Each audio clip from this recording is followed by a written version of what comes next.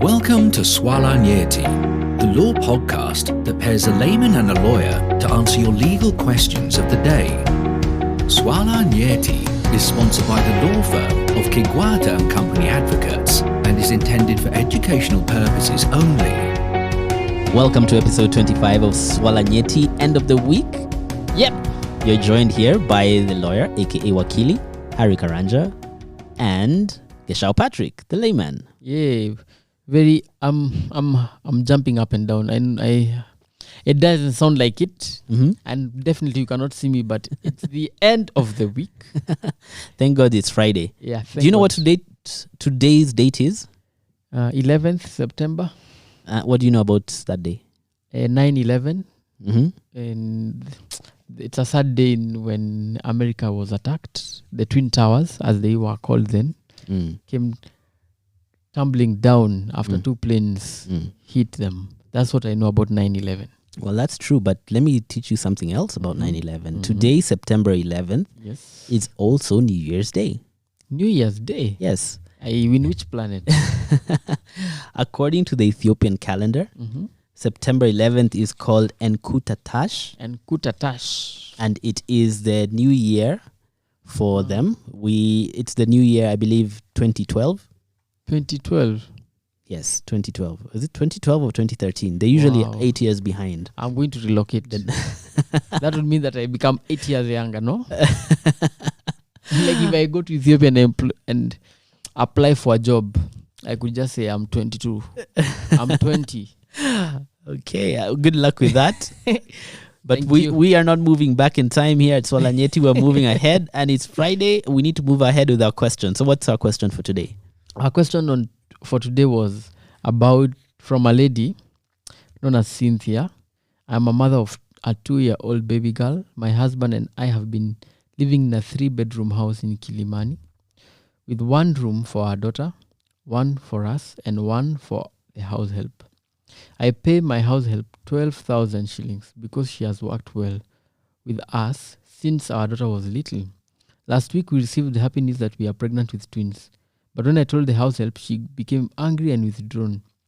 Later she said she doesn't want to live in the house but would move to Kawangware and come on a daily basis.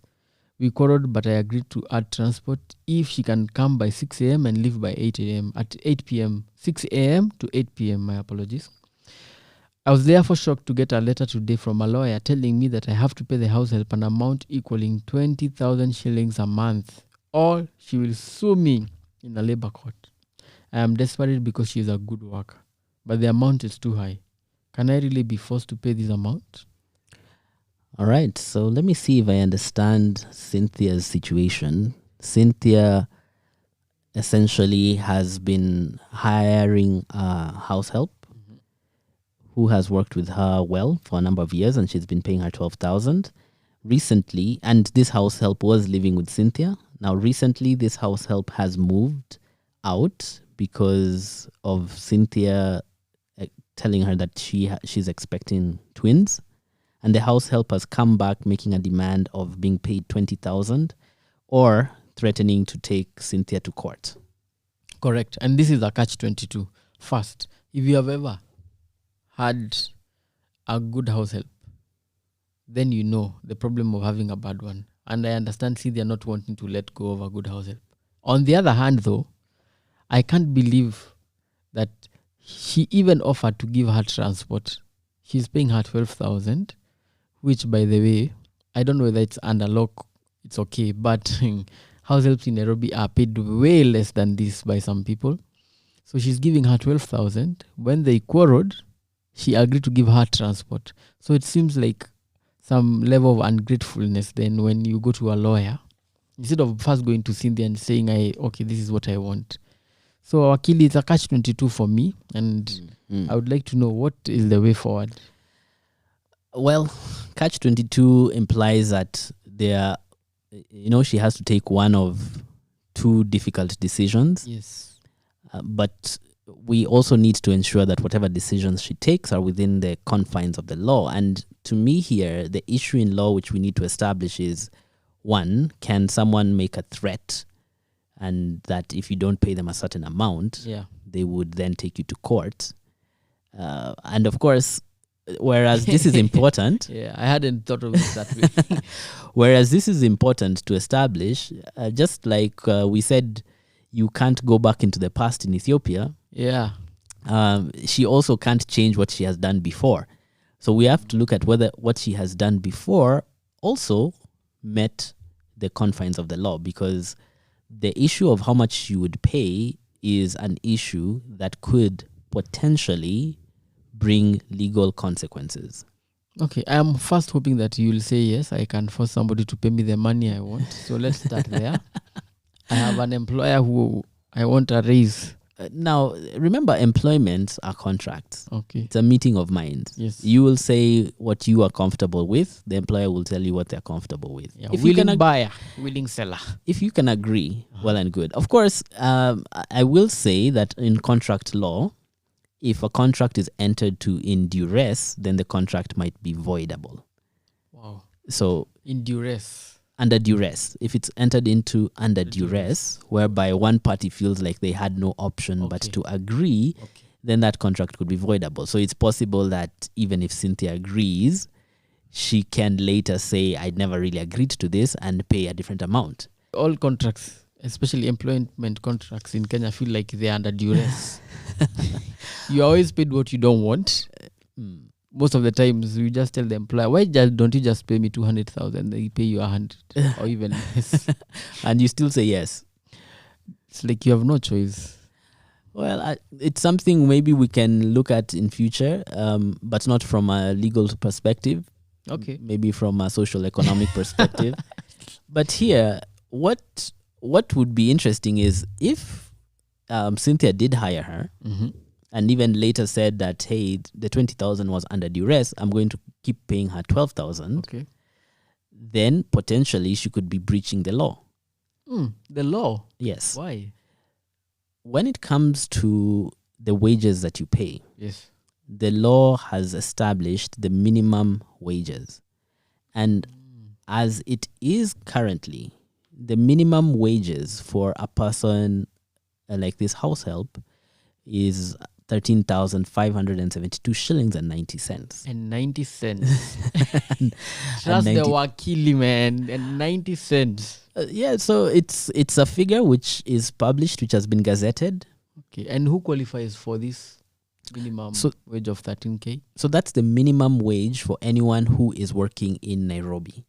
And what, like households? Everything except for people in the agricultural industry. Okay. Now, this is the minimum wage. Okay. What that means is that you should not pay in any job description less than this amount. Whether they are a pump attendant, whether they sweep my compound in Nairobi, this is the minimum wage. So you have mentioned that there is a minimum wage, but in this case, Cynthia was providing housing. How does that work? Yeah, so this is something you find very common where people say, okay, I'm paying less than the minimum wage, but I'm also providing housing. And food. If you're living in my house, for sure I'm feeding you. But you'd find that is not how the law interprets it. So if you are providing housing, that does not excuse you from still paying the minimum wage. So you still need to pay the minimum wage plus provide housing. Okay. Now, if you want to give her housing within your apartment, that's perfectly in order, as long as it's somewhere that allows her to get to her place of work in a timely manner, which in your case is perfect. Yeah. But if she is living outside, then the law requires that you give a housing allowance, which is not less than 15% of the basic minimum wage. Wow. And so if she's moving to, in this case, Kawangware, Kawangware would be determined as a good place to report to and fro Kilimani, I assume. It's not too far. Now, that's her choice. Where the house help decides to move to is her choice. And if she's going to be paying her own rent based on the housing allowance that you give her. And the rent, it's up to her to determine. If she wants to live in a house that is 10,000, it's up to her also. Yes, but how much you pay her is governed by the law. Yeah, I just have to pay her the 15% of the basic minimum wage. Correct. Perfect. And do I have it within me to decide then, instead of giving the allowance, to pay the rent? Is that allowed? You could. And this again is what I said, is providing housing. So for example, you find a house in Kawangware which you think would be better suited, and you decide you want to pay that rent. Yes. It's possible. You could pay it as long as she can get to work in a timely manner. If she can't though, then it will not be considered within the requirements of the law. Okay. What if I give her one of my bedrooms? I pay her the 15% and I charge her rent. That means you're now becoming a landlord. Yes. And if she wants the 15%, you can have it. Just keep in mind that there will be other requirements to meet if you're a landlord. Remember, we spoke about landlords and tenants. So just keep that in mind, as well as the fact that if you're living in a rented house, you probably are not allowed to do that. I'm subleasing my bedroom. Then, what if she falls ill? Okay, so good question. In addition to housing, the employer is normally required to pay for medical expenses. And the way that most employers do this is just to pay for NHIF, because if you pay for NHIF, the person will be covered in any public hospital up to a certain amount. Yeah. So that usually takes care of that requirement. However, if you don't pay it and then the person gets sick, very ill while working at your place, then you could be liable for the expenses they incur. At the hospital? Yes, at the hospital. Wow. I have an issue with this lady going to Kawangware, and this is it. Especially now, we're in the middle of a pandemic. What if she gets, God forbid, COVID, and brings it to me, or she just fall ill? How is that my responsibility? Whether or not you will be liable for meeting her medical expenses will be determined by, one, did she contract this illness while she was working for you? And secondly, was it something which she could have avoided, or was it self-inflicted? Either way, you would only be required to meet these expenses if it was not being provided for by the government at no cost. At no cost? Yes, which I believe in, as we are right now, there is a provision that the government could pay for any of your COVID-19 related expenses. Okay. And you mentioned something about hours of work. Does it still... we mentioned it in a previous episode, Wakili, you see, I have a good memory. Clearly. My question is, does it come to play here? What the law says is that you have to give 1 day of rest after a maximum 6 days of work. So if that is what is happening here, then she might be able to argue that she is meeting those terms. That might be tricky for a house help. Imagine she came from up country, she lives in my house, 7 days, 24 hours. Just because she's living in your house doesn't mean she has to be working the whole time. So you're telling me that on her leave day on Sunday, she can stay in the house and not do anything? Yes, she can. It's her rest day. Okay. And also you want her well rested so that she can, she can perform at the level which... Especially if you have a 2-year-old, Especially if you have a 2-year-old. Okay, then, from what I understand in this show then, Cynthia does not have to pay the 20,000 shillings. She's being forced to pay under duress. This is a threat, and therefore, it's not a must for her to do it.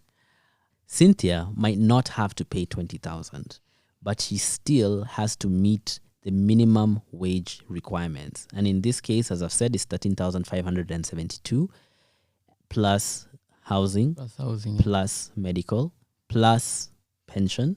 Pension? Yes. Please talk about pension. Now, pension usually can be covered by NSSF payments. Okay. So if she is meeting that, then she will have met the requirements of the law. If she is not meeting it, she could be liable for a criminal offense. What? Criminal offense? Yes. It's a criminal offense to pay below the minimum wage. Okay. And that's not something which Cynthia would probably want to get into. Not anyone, in fact. There you have it, Cynthia. You cannot be forced to pay any amount. However, you have to observe the minimum basic wage that is stipulated under law. And remember, the housing allowance of 15%, the medical allowance to NHIF, and the pension to NSSF. And I hope this helps you, Cynthia, to make a decision. And that is it from us for this week of Swala Nyeti. Wakili, I must tell you, it has been a grueling week. These have been interesting cases of employment and labor-related issues. And as we had promised, we'll have a recap tomorrow of our last week's show. And I hope you tune in for that. And other than that, from us, have a lovely weekend and goodbye. Goodbye. You have been listening to Swala Nyeti. Special thanks to our layman, Gashal Patrick, and our lawyer, Harry Karanja. If you have a legal question that you want answered, send us a WhatsApp message on 0708 111 222 or email us at admin@swalanyeti.org. You can find downloads to all our podcast episodes on our website www.swalanyeti.org.